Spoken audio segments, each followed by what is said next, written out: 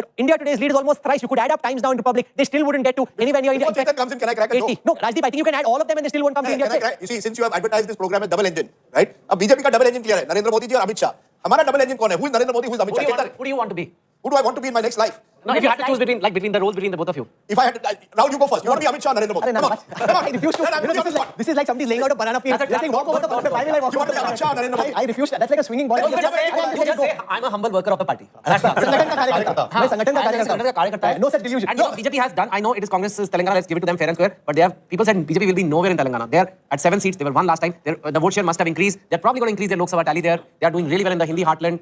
I mean, whatever it is, the Congress has, like the gentleman before was saying, taken their success for granted. No, but they erased the Lok Sabha tally the last time. I doubt if they can increase the 7% nearly. I actually thought Telangana a lot happening. Telangana, only 5 out of the 15 ministers are leading. The 10 of them are trailing, including ACR, who is in 3rd position in Kamareddy. That's very embarrassing for him. So let me go across to Telangana. He's trailing by, I'm sure that our viewers Revan's candidates of Telangana. The chief minister, how the mighty have fallen in Telangana. K. Chandrasekhar Rao in Kamareddy is trailing. He's leading in Gajwel. His son K.T. Rama Rao is leading. Bandi Sanjay Kumar, who used to head the BJP, is leading in Karimnagar. Revanth Reddy is leading against the chief. Now, just imagine. Revanth Reddy is up against Chief Minister K. Chandrasekhar Rao in Kamareddy. I asked him, you're taking a panga, why are you doing this? He currently is leading and that is quite now there's a story there. Because KCR's strength is Gajwel. That's where he dominates. Why did he choose a second constituency? The first sign of weakness is when you choose a second constituency. And the first sign of strength is when the opposition leader is ready to say, okay, you're contesting the second place, I'll come and take you. There are 2 reasons why he chose Kamareddy. One, of course, he says that's the constituency where I was born, number 1. Number 2, he wanted to influence Nizamabad, where his daughter is going to stand for election in 2024. It's like joining. But when you start contesting 2 seats, it's the first sign of some weakness. And when your opposition is willing to take you on there, it gives a sense to the rest of the card. Because the local Kamareddy MLA was not a strong candidate. There's another interesting development happening. BJP, 7 seats leading. Now, where are they leading? Apart from their usual places where they could have led, Nizamabad urban and Armoor. Now, both these constituencies have a sizable Muslim population. So, what is happening in Nizamabad district is interesting. So, we can show the 7 BJP leads. They're leading in Adilabad, Alampur, Armoor, Gosha Mahal, Karimnagar and Maheshwaram and Achampet, which is a reserved Dalit seat. Those are the 7 BJP leads. The Congress is leading on 69. That's up 50. And if you see, the Congress has leads in the north, the Congress has leads, except in the south, where the Congress doesn't seem to have done quite as well. In central, which is a bit surprising, frankly. Because Mehboob Nagar is where Revanth Reddy is contesting from district. So, we can come once again to some of the VIP seats of Telangana. Madhu Gaur Yashki is leading in Lal Bahadur Nagar. Revanth Reddy is winning on his second seat as well. Itla Rajendran training in Gajwel. 2 K. Chandrasekhar Rao, the nephew of Chief Minister K. Chandrasekhar Rao. Harish Rao is leading in Siddipet.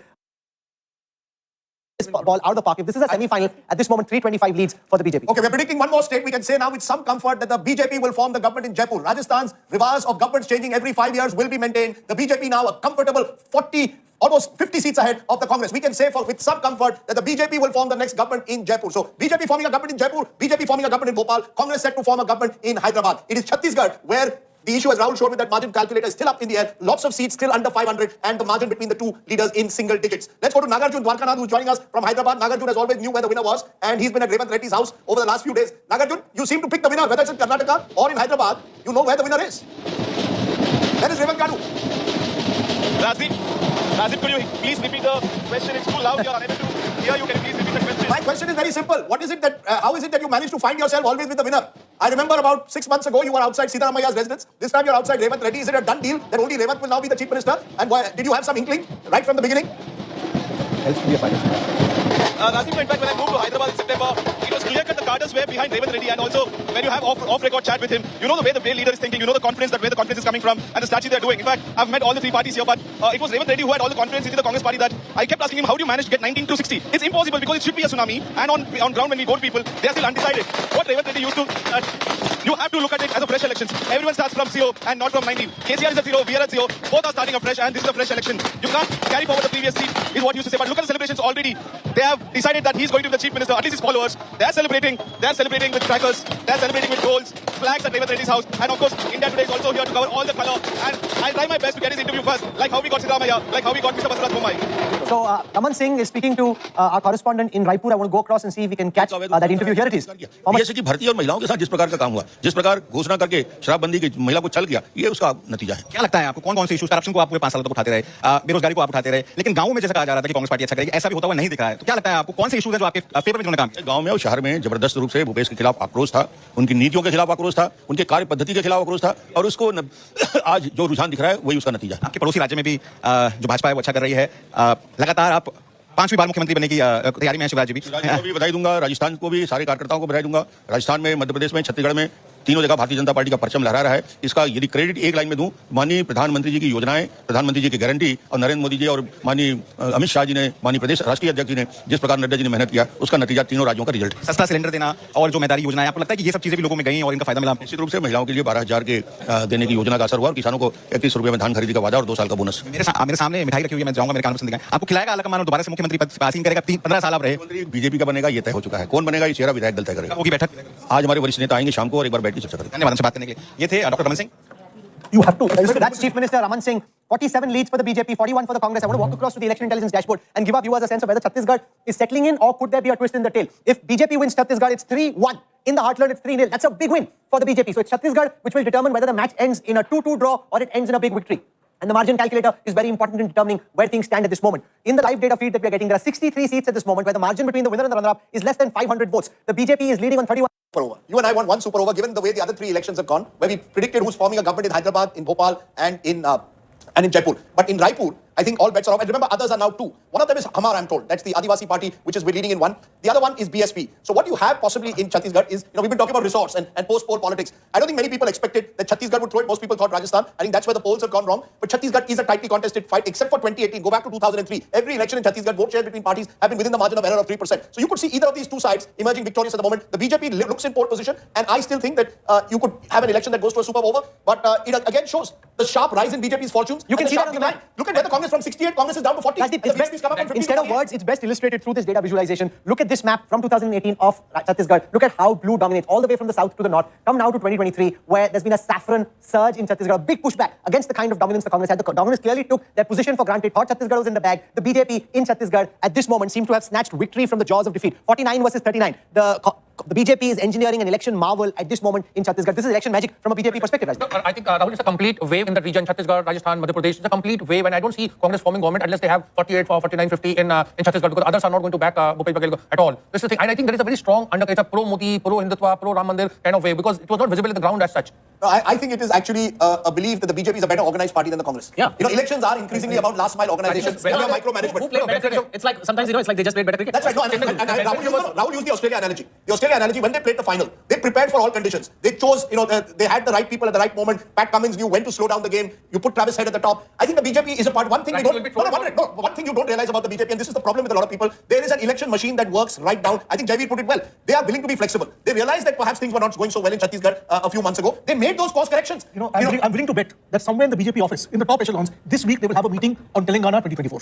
And they will hope with these numbers. The police officer just sent me a message saying, look, BJP will hope with BRS out of the picture seemingly, they will start occupying that space. Because the moment the Congress is in power, the Congress will now see Telangana as an ATM, and then the BJP will try to capitalize on that. Because the BJP always finds it easier to take on the Congress rather than. That's right. I want to argue about one point. He talks about Ram Mandir. With due respect, where was Ram Mandir an issue in this election in Madhya Pradesh? Mr. Ashok Malik, in every public meeting, Prime Minister spoke about it. No, but there wasn't a contested issue. Look at the ground. As reporters, we don't like it. I'm just telling you. No, a lot of Kashmir was out on the ground, and there were all kind of this thing. The campaign was very much there.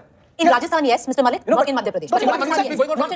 There were some pundits in our studio, some of them outside, who when the initial trends were coming were talking about how great a day today is going to be for Rahul Gandhi and how this is the comeback of Rahul Gandhi in the Bharat Jodo Yatra. I mean, if this is the data that holds, it doesn't really show Rahul Gandhi Rajdeep in very good light. I mean, because initially because everybody was making Rahul Gandhi aisa kar diya, now what? Because there is a wave. Welfareism was bashed by Ashok Gehlot and Bhupesh Baghel. So welfareism is not a, a kind now of... If it, earlier all of you were saying, Rahul Gandhi done this, done that, his credibility is much higher for the Bharat Jodo Yatra. Now what's happened? Can I just make this point? That Rahul Gandhi, Bharat Jodo Yatra, is working south of the Vindhyas, where the Congress organization is already well established, and the Congress is the principal challenger either to the regional party or the BJP. He has not offered any narrative. Let me finish. He has not offered any narrative which can shake up the Hindi heartland, where clearly Mr. Modi is Neta number one. No, but 2 hours ago the narrative in this studio was different. No, was talking about how great a job Rahul Gandhi has done. How it's a big victory for Rahul Gandhi. See, Rahul, I'm saying that Rahul Gandhi is this thing of Mohabbat ki dukaan has not clicked. वो दुकान बंद हो गई. आप तो सुबह बोल रहे थे click कर गई. No, the results have proved otherwise. That's the problem with pop punditry. No, it's not punditry.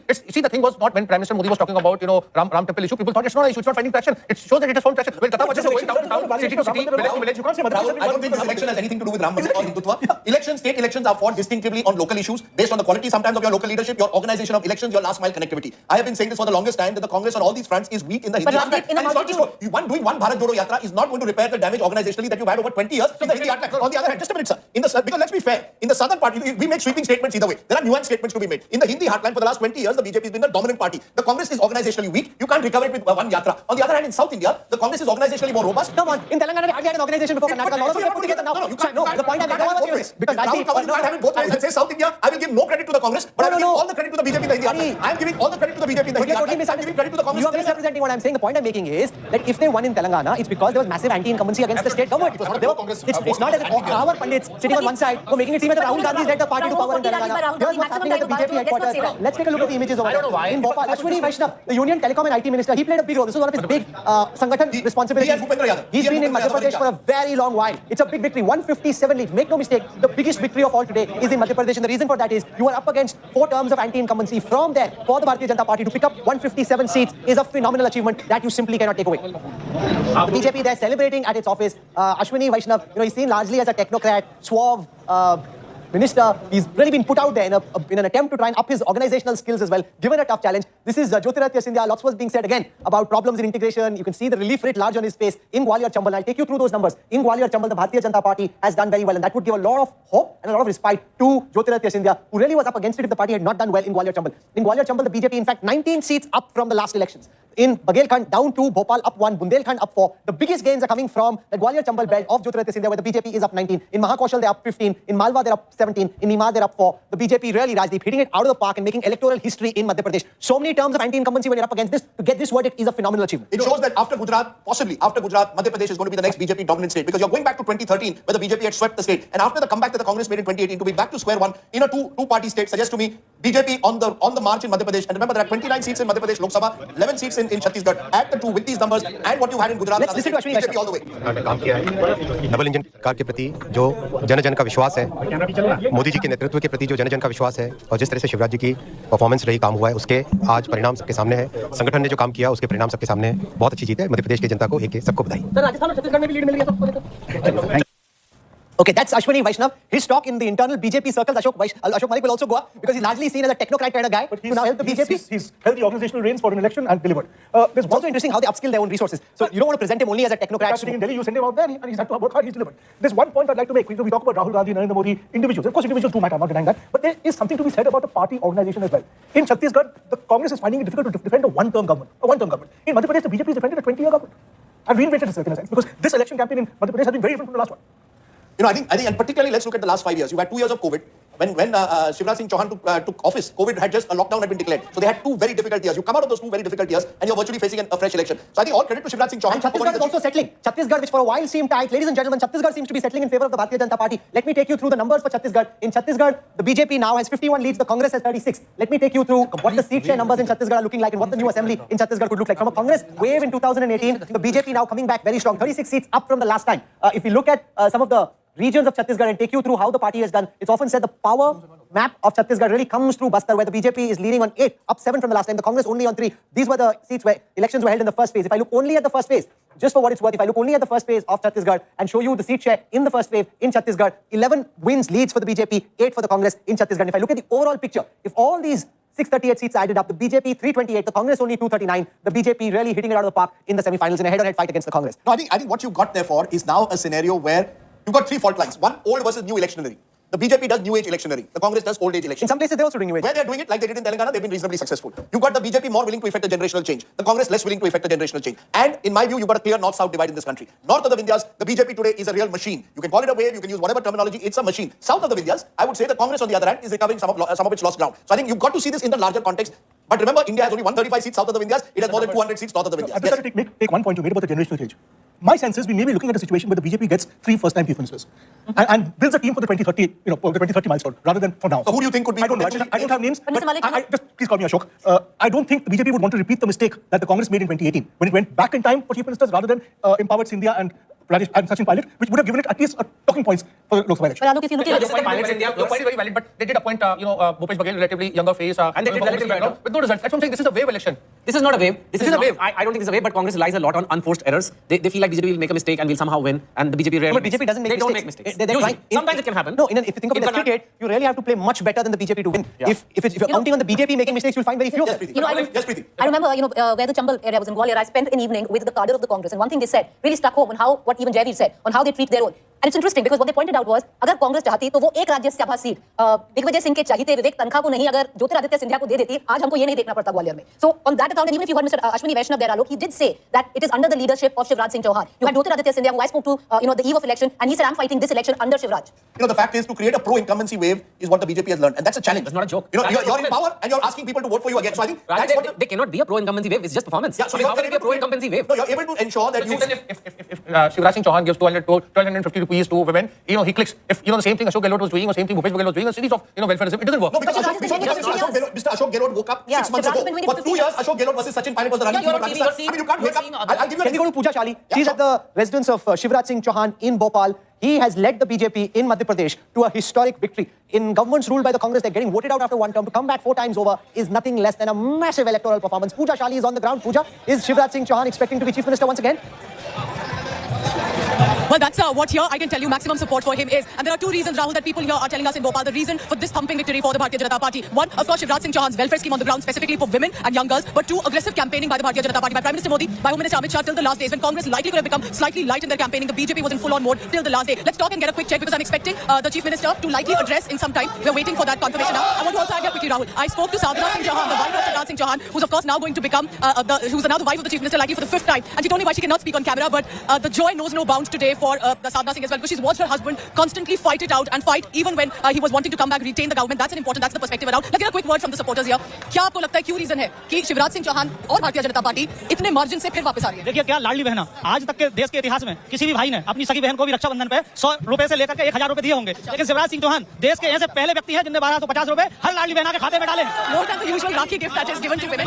ये आगे भी 1250 तक नहीं रुकने वाली है, 3000 तक जाएंगे, ये मामा का कहना है हमारे। लाडली बहना की स्कीम है और भी कोई आपको क्या लगता है, बताइए क्या रीजन है? लाडली बहना योजना चलाई, बहनों को पैसा दिलवावे और सारे निष्ठावान कार्यकर्ताओं का इसमें निरंतर सेवा देकर के इनको फतेह किया है। बताइए कि सिर्फ शिवराज सिंह चौहान का चेहरा है, अब बात अटकलें चल रही है, कोई और चेहरा भी आ सकता है। The support is for Mama Ji, who's also the brother, who's also in the father. He's become that figure, a figure who you can connect to as a local resident. युवाओं को जितना प्रभावित शिवराज जी ने किया है, क्योंकि स्वामी विवेकानंद जी कहते थे संगीनों के टाइम में असली आजादी। Let's just go straight to our correspondent Piyush, who's with Ashwini Vaishnav at the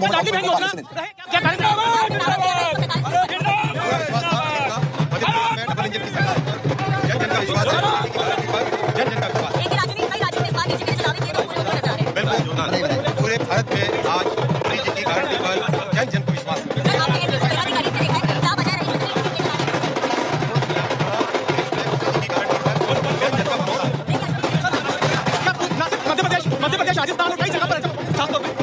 Madhya Pradesh में, छत्तीसगढ़ में, राजस्थान में, पूरे देश में आज मोदी जी की गारंटी पर भारत का भरोसा है, जन जन का भरोसा है, जन जन का विश्वास है कि इस देश को मोदी जी ही विकसित भारत में ले जा सकते हैं, विकसित भारत बना सकते हैं। इसी गारंटी का आज ये रिजल्ट है और आप देखिएगा मोदी जी जितनी पिछली बार लोकसभा में सीटें थी उससे भी अधिक सीटों से वापस आएंगे।